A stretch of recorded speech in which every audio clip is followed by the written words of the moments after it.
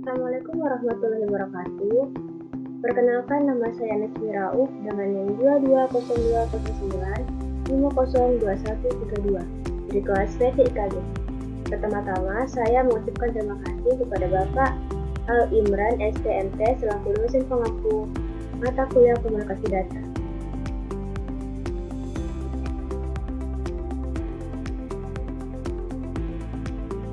Pada video ini, saya akan membahas 3 topik. Yang pertama, multiplexing. Yang kedua, WAN atau Wide Area Network. Yang ketiga, packet switching.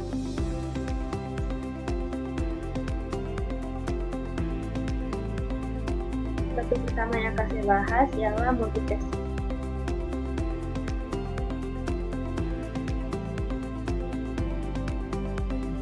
Adapun pengertian multiplexing merupakan suatu teknik pengiriman data informasi lebih dari satu pengguna untuk dikirim bersama-sama dalam satu saluran komunikasi. Adapun tujuannya adalah untuk menghemat jumlah saluran fisik, misalnya kabel, pemancar, dan penerima atau transceiver atau kabel optik.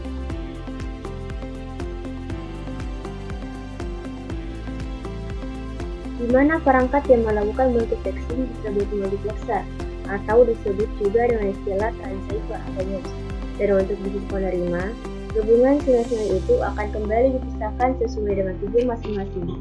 Proses ini disebut dengan demultiplexing.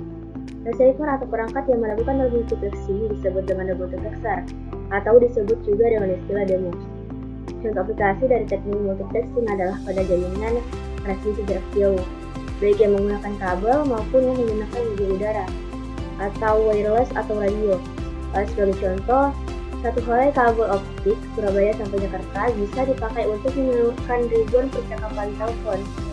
Tujuannya adalah bagaimana menggabungkan ribuan informasi percakapan atau voice yang berasal dari ribuan pelanggan telepon tanpa saling tercampur satu sama lain.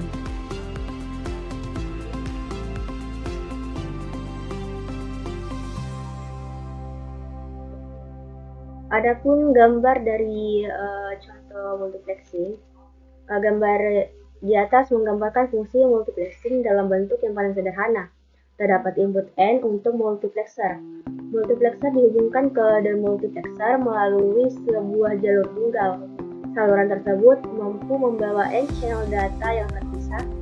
Multiplexer mengkomunikasikan atau memultiplexer data dari N input dan mentransmisi melalui kapasitas data link yang tinggi. Demultiplexer menerima aliran data yang dimultiplex atau pemisahan demultiplex dari data tersebut tergantung pada channel dan mengirimnya ke line output yang diminta.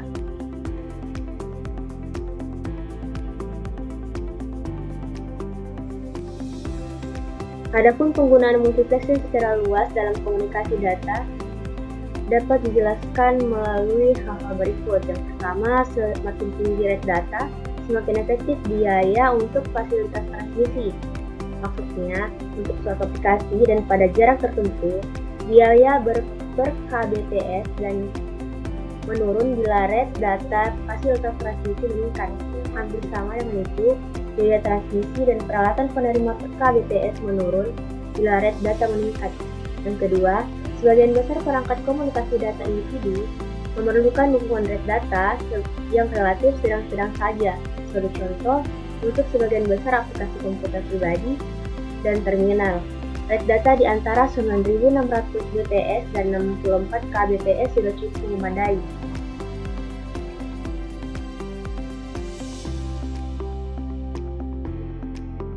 Selanjutnya, teknik multiplexing. Yang pertama, frequency division multiplexing atau FDM. Adapun pengertiannya, frequency division multiplexing adalah teknik analog yang diterapkan ketika bandwidth dari sebuah tautan atau disebut juga in-harmony lebih besar dari gabungan bandwidth dari sinyal yang akan ditransmisikan. Prinsipnya, pembagian bandwidth saluran transmisi atas dua kanal dengan lebar pita frekuensi yang sama atau berbeda, di mana masing-masing kanal dialokasikan ke pasangan entitas yang berkomunikasi.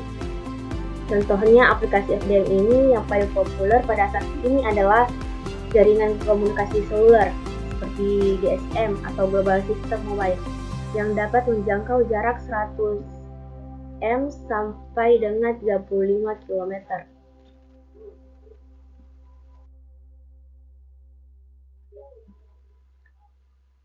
Sinyal campuran yang ditransmisikan sepanjang media merupakan sinyal analog.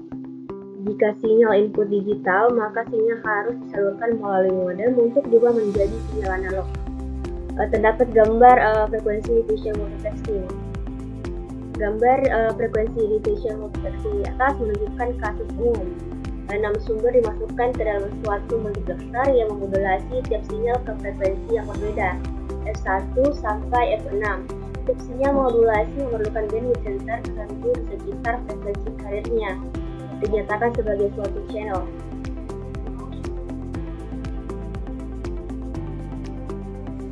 Adapun kelebihan dan kekurangan frekuensi diffusion multiplexing atau FDM. Kelebihannya yang pertama, penggunaan bandwidth yang efisien. FDM memungkinkan beberapa sinyal ditransmisikan melalui satu saluran komunikasi yang dapat menghasilkan penggunaan bandwidth yang tersedia secara lebih efisien. Yang kedua, tidak perlu sinkronisasi waktu. FDM tidak memerlukan sinkronisasi waktu yang tepat antara perangkat pengirim dan penerima sehingga lebih mudah diimplementasikan. Yang ketiga, biaya implementasi rendah. FDM adalah teknik yang relatif sederhana yang tidak memerlukan kapasitas atau perangkat lunak yang canggih, sehingga lebih murah untuk diimplementasikan. Selanjutnya, kekurangannya adalah yang pertama, kapasitas terbatas. FDM terbatas dalam hal jumlah sinyal yang dapat ditransmisikan melalui satu saluran komunikasi yang dapat menjadi kerugian dalam aplikasi di mana sejumlah besar sinyal tersebut ditransmisikan. Yang kedua, interferensi. FDM dapat rentan terhadap interferensi dari sinyal lain yang ditransmisikan pada frekuensi terdekat, yang dapat menurunkan kualitas sinyal yang ditransmisikan. Yang ketiga, kesulitan dalam menetapkan frekuensi. FDM membutuhkan penetapan frekuensi yang hati-hati ke sinyal yang berbeda untuk menghindari interferensi, yang dapat menjadi proses yang rumit dan memakan waktu.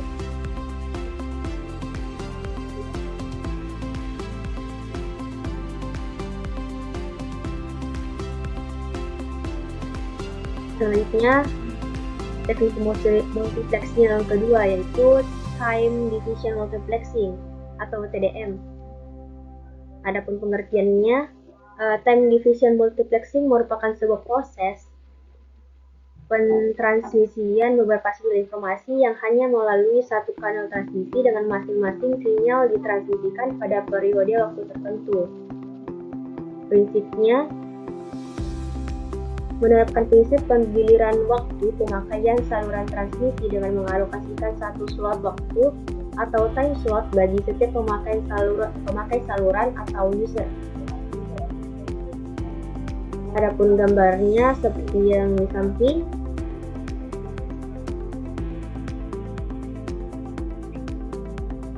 Selanjutnya, multiplexing dengan cara tiap pelanggan dengan menggunakan saluran secara bergantian.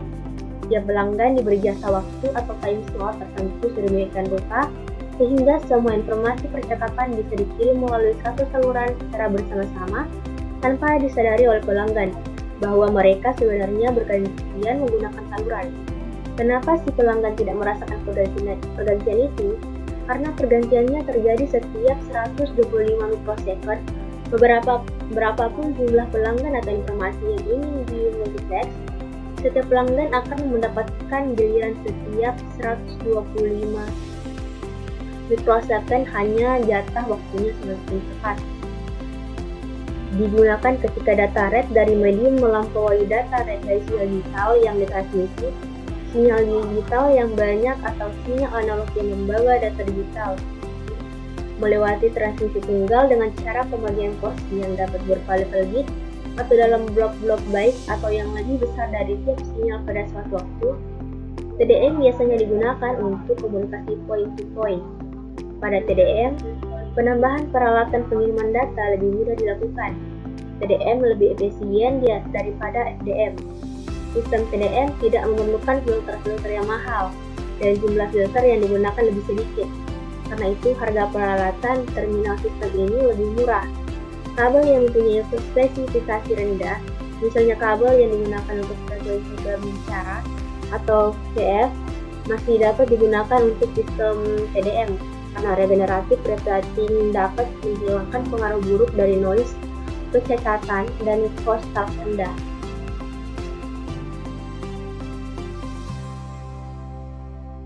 Teknik TDM terdiri atas dua. Yang pertama, Synchronous Time Division Multiplexing. Disebut synchronous karena time slot-nya dialokasikan ke sumber-sumber tertentu, di mana time slot untuk tiap sumber ditransmisikan, dan dapat mengendalikan sumber-sumber dengan kecepatan yang berbeda-beda. Synchronous Time Division Multiplexing memungkinkan bila kecepatan data dari suatu media bias melebihi kecepatan data dari sinyal-sinyal digital yang ditransmisikan.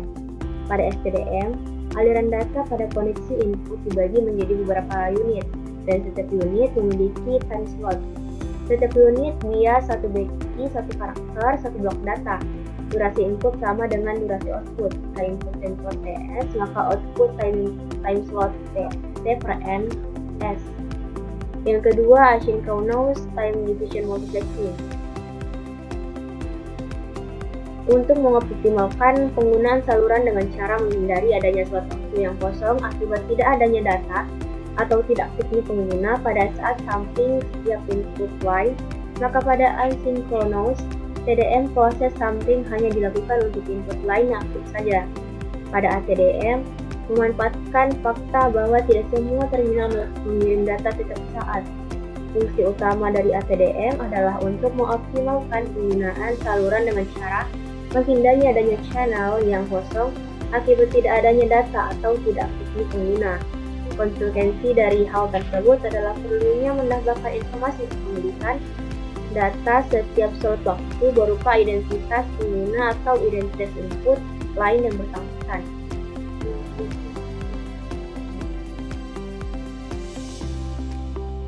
Adapun kelebihan dan kekurangan time division multiplexing atau TDM. Kelebihannya yang pertama, kapasitas tinggi. TDM dapat mendukung sejumlah besar sinyal melalui saluran komunikasi tunggal, menjadikannya ideal untuk aplikasi di mana banyak sinyal perlu ditransmisikan.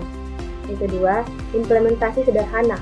TDM adalah teknik yang relatif sederhana yang mudah diimplementasikan, menjadikannya solusi hemat biaya untuk banyak aplikasi.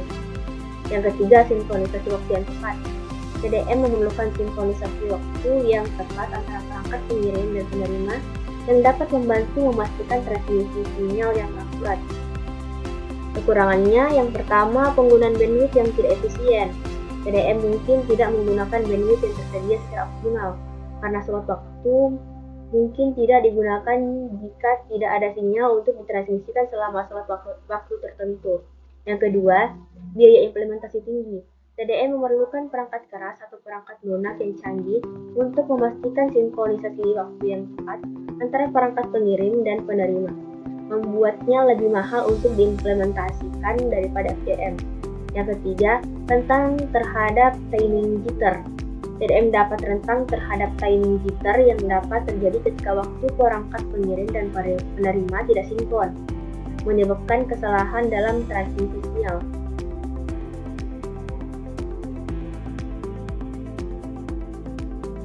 Selanjutnya, teknik multiplexing yang ketiga, Wavelength Division Multiplexing atau WDM.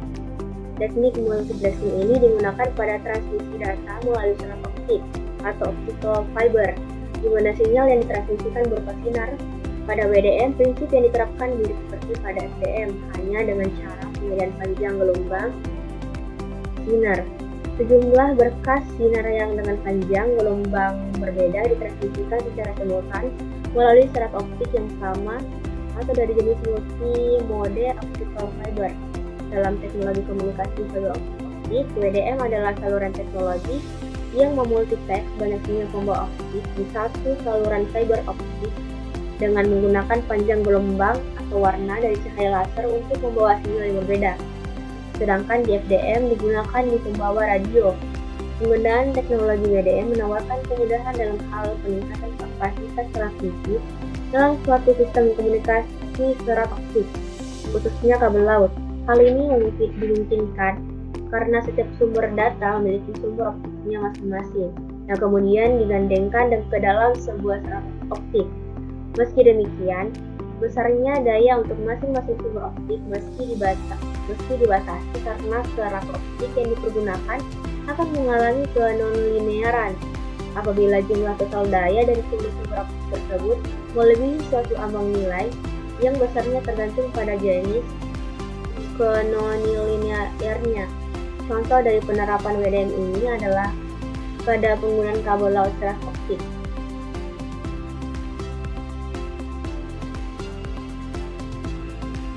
Selanjutnya, WDM dapat dibagi menjadi dua kategori. Yang pertama, multiplexing divisi panjang gelombang padat atau DWDM.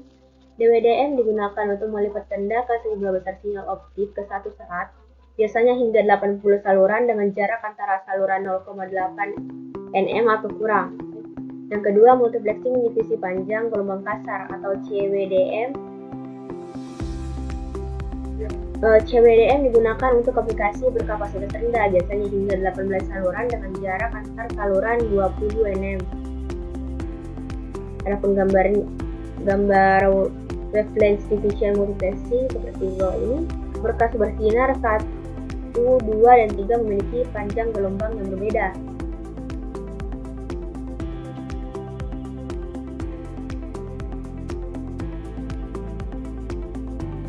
Adapun kelebihan dan kekurangan wavelength division multiplexing. Kelebihannya yang pertama, kapasitas pengiriman data yang lebih besar.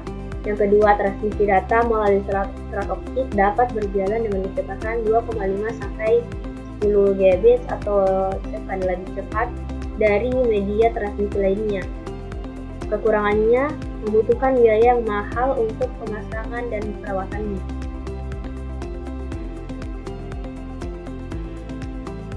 Kita bahas yaitu WAN atau Wide Area Network.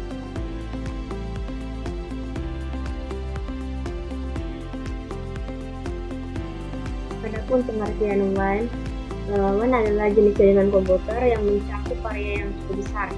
Jaringan ini merupakan gabungan dari LAN dan MAN yang wilayahnya dipisahkan secara geografis. Contohnya, yang pertama, jaringan yang menghubungkan suatu wilayah atau suatu negara dengan negara lainnya. Yang kedua, jaringan komputer kantor Citibank yang ada di Indonesia ataupun yang ada di negara lain yang saling berhubungan. Jaringan ATM, Visa Card, atau Cirrus yang tersebar di seluruh dunia, dan lain sebagainya. Yang di samping ada contoh gambar WAN.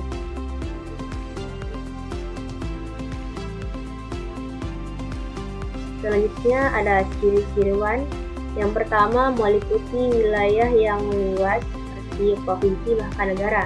Yang kedua, menggunakan media transmisi yang berbeda dari LAN maupun MAN. Yang ketiga, data transfer rate dalam WAN jauh lebih rendah dibanding LAN maupun MAN. Yang keempat, radius yang dapat dijangkau WAN sangat luas. Yang kelima, WAN bekerja pada layar fisik dan pada layar data link dari layar OSI.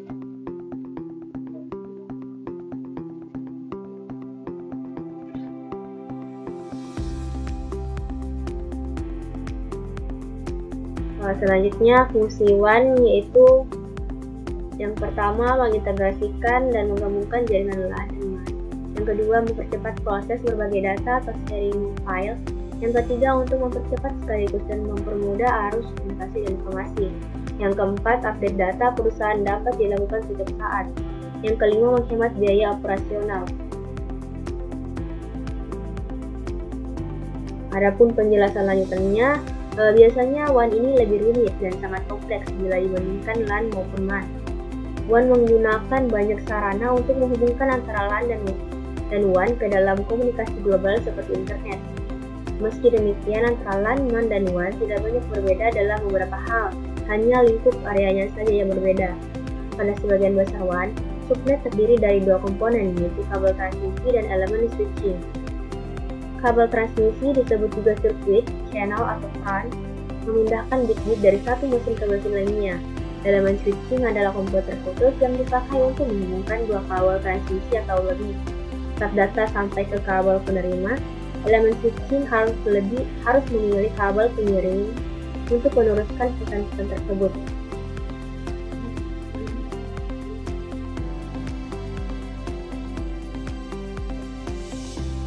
Adapun cara kerja WAN, yang pertama, sebuah komputer server akan ditempatkan di lokasi tertentu untuk mendukung segala kebutuhan akses informasi dan database yang dimiliki.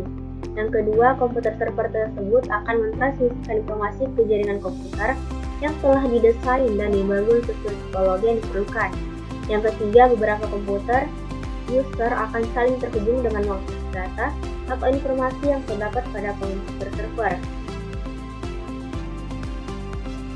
Selanjutnya ada gambaran cara kerja yang lebih jelas dalam bentuk contoh kasusnya.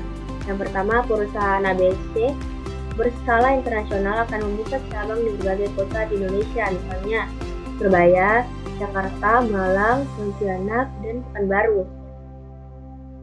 Selanjutnya, secara logika, perusahaan ABC tersebut tentu tidak akan membuat komputer server sendiri-sendiri di setiap cabang yang ada. Untuk itu, perusahaan ABC akan menerapkan sebuah jaringan WAN agar semua komputer bisa saling terhubung dan saling bisa mengakses informasi langsung dari komputer database server pusat.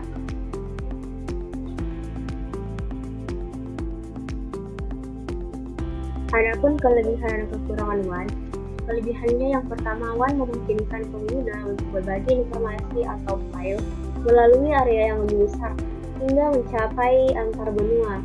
Yang kedua, semua orang yang terdapat pada jaringan WAN akan dapat menggunakan data yang sama. Yang ketiga, WAN mempunyai sistem jaringan yang luas dan besar sehingga mampu menjangkau negara, benua, bahkan seluruh dunia. Yang keempat, dengan memanfaatkan koneksi web stations, jaringan WAN dapat digunakan untuk berbagi resource atau sumber daya. Adapun kekurangannya, yang pertama karena jangkauannya yang sangat luas, sangat wajar jika WAN membutuhkan biaya operasional yang sangat tidak sedikit. Yang kedua, dari segi pengaturan atau penyetingan, jaringan WAN lebih sulit dan rumit. Alat-alat yang diperlukan untuk membangun jaringan ini juga tidak murah. Yang ketiga, jaringan WAN membutuhkan keberadaan firewall demi membatasi pengguna ilegal yang masuk. Selain itu, langkah ini juga bertujuan untuk membatasi user yang ingin mengganggu jaringan. Yang keempat, skala jangkauan jaringan WAN lebih luas, membuat jaringan ini rentan terhadap serangan dan ancaman dari dunia luar seperti hacker.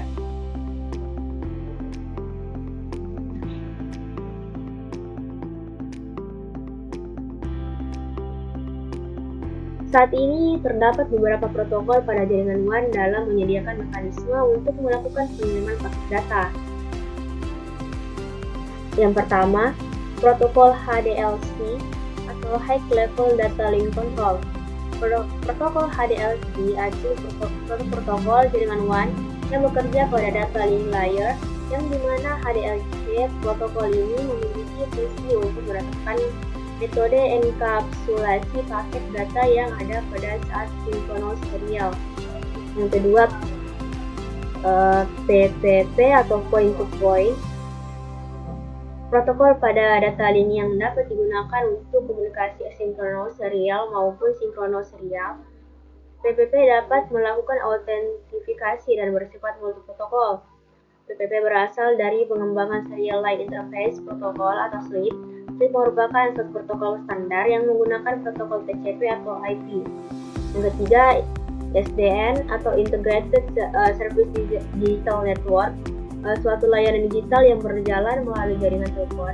ISDN juga protokol komunikasi data yang dapat membawa paket data baik dalam bentuk teks, gambar, suara, video secara simultan. ISDN beroperasi pada bagian fisikal, data link, dan network. Yang keempat, X25 protokol, suatu protokol standar yang dapat mendefinisikan hubungan antar terminal dengan jaringan paket switching. Protokol X25 dibuat untuk komunikasi data secara analog. Jadi proses pengiriman data harus dapat mengikuti algoritma yang terdapat pada protokol X25. Yang kelima, frame relay. Protokol frame relay digunakan untuk melakukan pengiriman data pada jaringan publik. Sama seperti X25, frame relay memiliki sirkuit virtual sebagai jalur komunikasi data khusus, akan tetapi frame relay masih lebih baik daripada X25.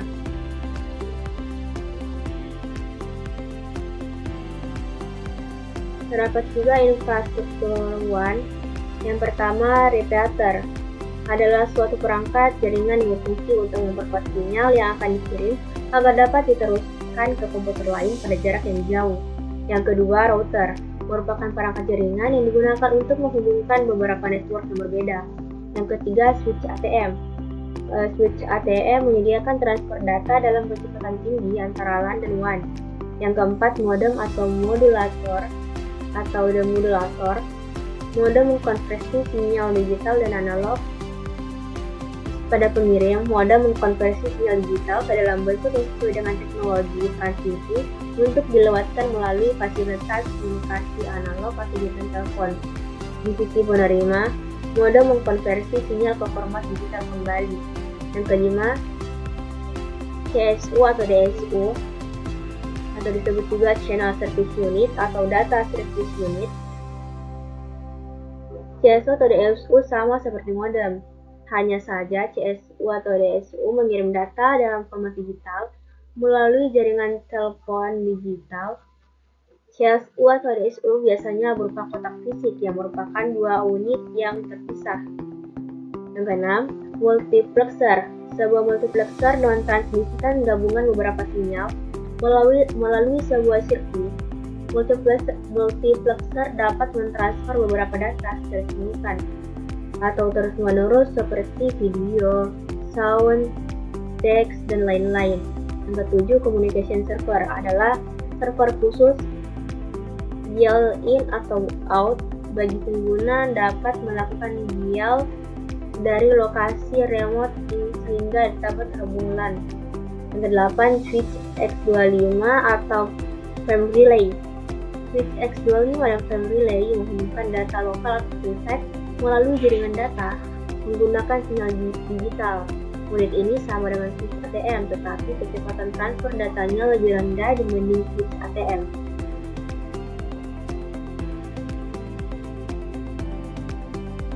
Topik yang terakhir yaitu paket switching.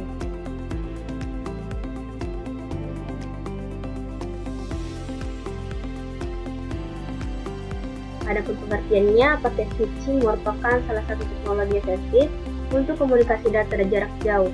Jaringan paket switch merupakan kumpulan distribusi dari node-node paket switch sehingga selalu ada delay waktu antara perubahan status dalam satu posisi dari jaringan dan pengetahuan dari perubahan itu di mana saja. Contohnya, WAN atau Wide Area Network Protocol seperti TCP atau IP, X25 dan frame relay adalah contoh-contoh teknologi yang menggunakan prinsip paket switching. Adapun contoh gambar paket switching seperti di samping.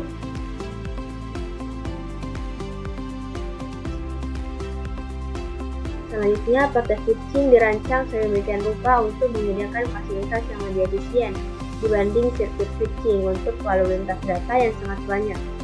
Dengan paket switching, stasiun mentransmisikan data dalam bentuk blok-blok kecil yang disebut paket.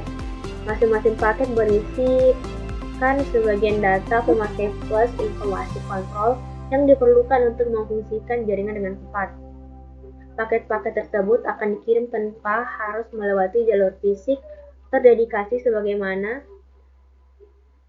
pada sirkuit switching. Jalur akan dibuat hanya ketika akan ada data yang dilewatkan. Alokasi jalur umumnya dibangun berdasarkan prinsip first come, first serve.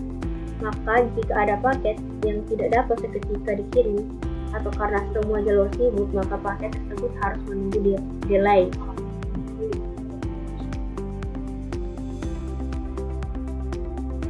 Adapun prinsip-prinsip paket switching, jaringan telekomunikasi sirkuit switching long haul awalnya dirancang untuk mengendalikan lalu lintas suara, dan mayoritas lalu lintas pada jaringan-jaringan ini untuk diteruskan menjadi suara. Karakteristik dasar dari jaringan sirkuit switching adalah sumber daya yang berada di dalam jaringan yang dimaksudkan untuk panggilan tertentu. Untuk koneksi suara sirkuit yang dihasilkan sangat besar manfaatnya karena hampir di sebagian waktu hanya salah satu pihak yang berbicara. Meskipun begitu, saat jaringan sirkuit switching mulai semakin sering digunakan untuk koneksi data, ada dua hal yang semakin jelas, yakni yang pertama, untuk beberapa koneksi data pemakai atau host, misalnya komputer pribadi pemakai yang dihubungkan ke server database, sebagian besar waktunya berada pada saluran di dalam status idle, sehingga dengan koneksi data, pendekatan sirkuit switching menjadi tidak efisien. Yang kedua, dalam jaringan sirkuit switching, koneksi yang terjadi memungkinkan dilakukannya transmisi pada rate data yang konstan. Jadi, masing-masing dari dua perangkat yang dihubungkan harus saling mentransmisikan dan menerima pada rate data yang sama. Hal ini membatasi kegunaan jaringan dalam interkoneksi berbagai jenis komputer host dan workstation.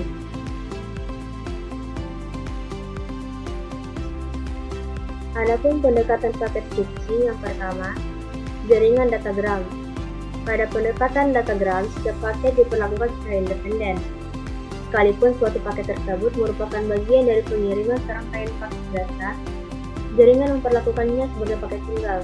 Datagram switching ini umumnya dilakukan pada lapisan network. Gambar di bawah ini merupakan ilustrasi pendekatan datagram yang digunakan untuk mengirim 4 paket dari titik A ke titik X. Switch pada jaringan datagram dapat diwujudkan berupa router. Dalam gambar di atas, keempat paket tersebut merupakan satu kesatuan data utuh, namun dikirim melalui jalur yang berbeda-beda dari A sebagai pengirim hingga X sebagai penerima. Perbedaan jalur dapat disebabkan oleh variasi trafik yang terjadi dalam jaringan, sehingga router mengarahkan paket untuk dikirim melalui jalur lain. Adanya kemungkinan perbedaan jalur ini menunjukkan bahwa setiap paket yang dimana meski merupakan bagian dari satu informasi diperlakukan secara individu. Jaringan datagram juga sering disebut dengan jaringan tanpa koneksi atau connectionless. Hal tersebut dikarenakan pada datagram tidak ada keharusan bahwa pengirim dan penerima memastikan adanya koneksi yang tersedia sebelum informasi dikirim. Tidak ada fase persiapan dan pemutusan bagaimana pada jaringan sirkuit switching.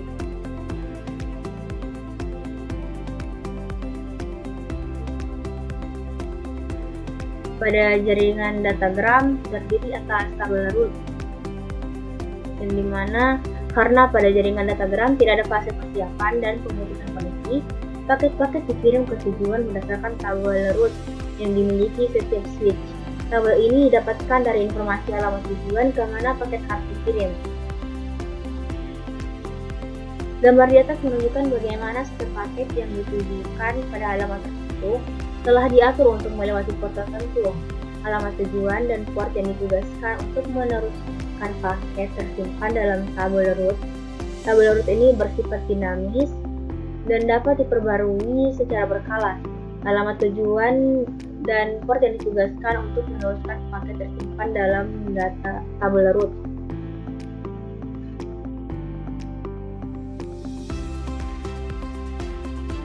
Yang kedua ada delay.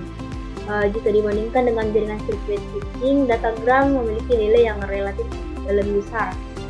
Terkait dengan tidak adanya masa persiapan dan pemutusan koneksi, setiap paket dapat mengalami waktu tunda pada switch saat jaringan belum siap menerima kiriman paket. Gambar di bawah ini mengilustrasikan kemungkinan delay pada jaringan datagram. Pada gambar di atas, paket dikirim dari A menuju B dengan melalui 2 switch. Pada masa transmisi, paket membutuhkan 3 kali waktu transmisi atau 3T, 3 delay propagasi, dan 2 waktu tunggu. Dengan demikian, total waktu tunda yang dialami adalah total delay sama dengan 3 kali waktu transmisi ditambah 3 delay propagasi ditambah waktu pertama ditambah waktu kedua.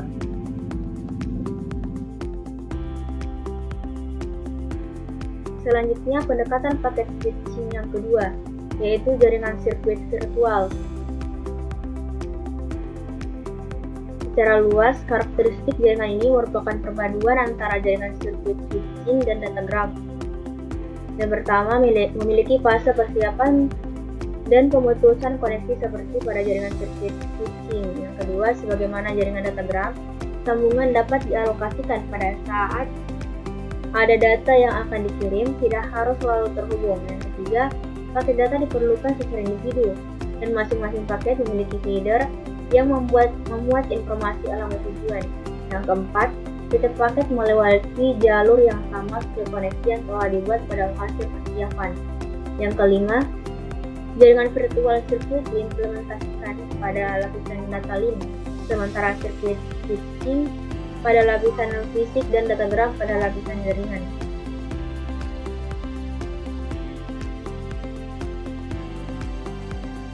Nah, ada gambarnya. Gambar di bawah ini merupakan ilustrasi dari jaringan sirkuit virtual, di mana setiap sistem akhir atau dapat berupa pesawat telepon, komputer, sensor, aktuator, atau perangkat elektronik apapun, terhubung dengan switch yang mengatur lalu lintas paket data dari sumber ke tujuan.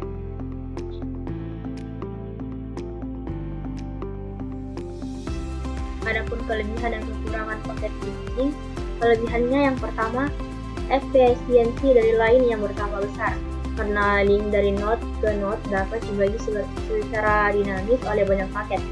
Yang kedua, jaringan paket switch dapat menjalankan konversi data rate. Yang ketiga, jaringan menolak menerima permintaan koneksi tambahan sampai beban pada jaringan kurang. Yang keempat, dapat menggunakan prioritas. Yang kelima, menggunakan error detection dan correction, fault diagnosis, message sequence checking, reverse billing, verifikasi dari message delivery, dan lain-lain. Yang keenam, tujuan dan informasi terdapat pada tiap paket sehingga beberapa message dapat dikirim dengan cepat ke beberapa tujuan sekaligus. Kekurangannya, yang pertama, paket switching tidak mengikuti perintah tertentu untuk mengirimkan paket satu per satu. Yang kedua, paket hilang terjadi pada transmisi data yang besar. Yang ketiga, setiap paket perlu dikodekan dengan nomor urut, alamat penerima dan pengirim, dan informasi lainnya. Yang keempat, perutaian rumit di node karena paket dapat mengikuti beberapa jalur.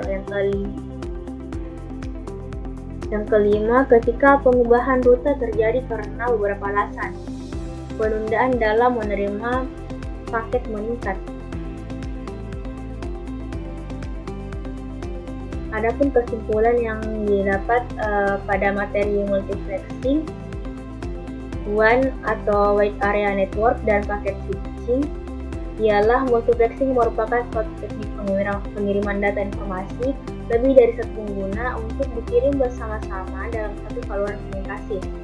Tujuan dari multiplexing adalah untuk menghemat jumlah saluran fisik, misalnya kabel, pemancar dan penerima, atau disebut juga transceiver atau kabel optik.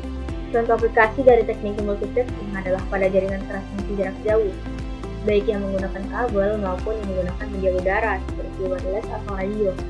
WAN adalah jenis jaringan komputer yang mencakup area yang cukup besar. Jaringan ini merupakan gabungan dari LAN dan MAN yang wilayahnya dipisahkan secara geografis. Contohnya adalah jaringan yang menghubungkan suatu wilayah atau suatu negara dengan negara lainnya. Paket switching merupakan salah satu teknologi efektif untuk komunikasi data jarak jauh. Jaringan paket switch merupakan kumpulan distribusi dari node-node paket switch sehingga selalu ada delay waktu antara perubahan status dalam satu porsi dari jaringan dan pengetahuan dari perubahan itu di mana saja. WAN atau Wide Area Network, protokol seperti TCP atau IP, X25, dan Frame Relay adalah contoh-contoh teknologi yang menggunakan prinsip paket switch.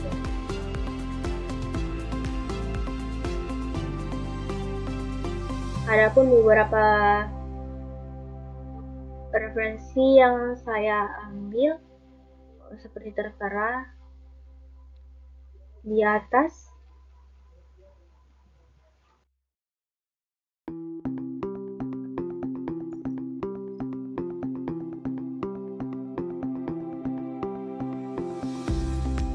itulah video pembahasan materi multiplexing, WAN atau Wide Area Network, dan paket switching yang telah saya bahas. Mohon maaf apabila ada salah kata dan kekurangan pada materi yang saya paparkan. Terima kasih. Wassalamualaikum warahmatullahi wabarakatuh.